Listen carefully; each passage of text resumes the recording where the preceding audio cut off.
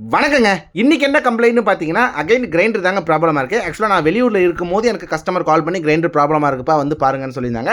அன்னைக்குன்னு பார்த்து லோக்கல்ல மணி இருந்தாப்புல, அதாவது நம்ம கேமராமேன், நம்மளோட ஹெல்ப்பர், நம்ம கூட சேர்ந்து ஒர்க் பண்ற பையன் தான். ஸோ நான் மணிட்ட சொன்னேன், இந்த மாதிரி கிரைண்டர் ப்ராப்ளமா இருக்காண்டா போய் பாரு, ஏதாவது உனக்கு டவுட்னா எனக்கு கால் பண்ணு அப்படின்னு சொல்லியிருந்தேன். அவருமே போயிட்டு கிரைண்டர் எப்பயுமே நாங்கள் ஜென்ரலாக சுவிட்ச் போட்டு ஆன் பண்ணி பார்ப்போம். ஆன் பண்ணவும் டக்குன்னு வீட்டில் உள்ள பவர் சப்ளை எல்லாம் போயிடுச்சு. ஸோ அவருமே என்கிட்ட இந்த கம்ப்ளைண்ட் என்கிட்ட சொன்னோடனே நான் என்ன சொன்னேன், நீ ஃபியூஸை போட்டுட்டு நீ கிளம்பு, நான் வந்து பார்த்துக்கிறேன், கஸ்டமர்ட்டையும் சொல்லிடு அப்படின்னு நான் சொல்லியிருந்தேன். அவருமே கஸ்டமர்கிட்ட சொல்லிட்டு அங்கேருந்து கிளம்பிட்டாப்ல. நான் போய் பார்த்ததுக்கு அப்புறம் தான் தெரியுது கெப்பாசிட்டி நல்லா பொங்கி வெடிச்சு போயிருக்குன்னு. ஆக்சுவலாக கிரைண்டர் மோட்டருக்கு எவ்வளோ எம்எஃப்டி கெப்பாசிட்டி வரும், அது மட்டும் இல்லாமல் இந்த கெப்பாசிட்டி எதனால் இந்த மாதிரி ஆச்சு அப்படின்றது உங்களுக்கு தெரிஞ்ச கமெண்ட்ல சொல்லுங்க. அது மட்டும் இல்லாமல் இந்த மோட்டர் வந்து நல்லா பாடி ஆயிடுச்சு, காயில் நல்லாவே பாடி ஆயிடுச்சு, காயில் போனதுனால தான் இந்த மாதிரி ஆகுது. நான் கண்டினியூட்டி மோட்ல போட்டு செக் பண்ணி பார்த்துட்டேன்.